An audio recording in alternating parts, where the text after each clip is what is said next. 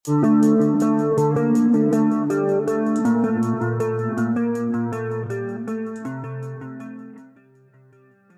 Nia Ramadhani membacakan pledoi dalam sidang lanjutan atas kasus dugaan penyalahgunaan narkoba di Pengadilan Negeri PN, Jakarta Pusat.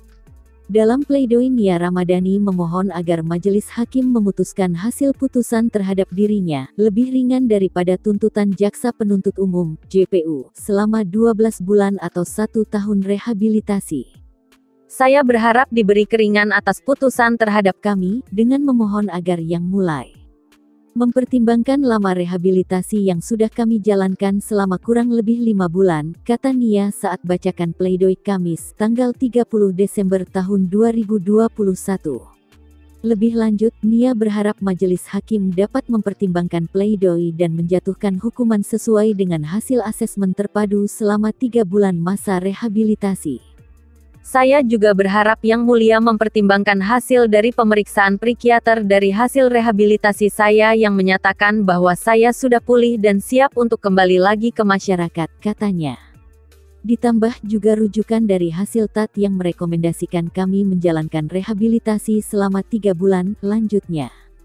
Nia pun berjanji tidak lagi mengulangi perbuatannya untuk mengonsumsi barang haram tersebut. Pelajaran dari segi religi yang membuat saya lebih dapat berserah kepada Allah. Karena sekarang saya yakin di balik semua kejadian ini, Allah mempunyai rencana yang indah buat saya dan bahkan di saat ini saya bisa merasakan kasih-Nya yang luar biasa, tuturnya.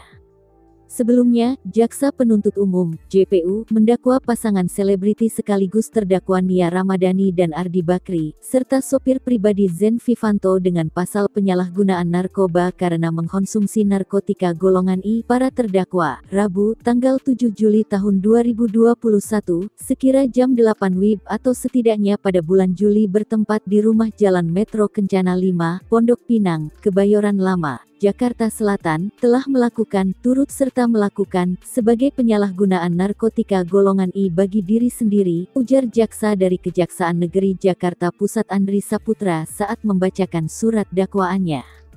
Atas perbuatannya itu para terdakwa telah melanggar pasal 127 ayat 1 huruf A Undang-Undang Nomor 35 Tahun 2009 tentang Narkotika Jo pasal 55 ayat 1 KUHP dengan ancaman pidana 4 tahun penjara.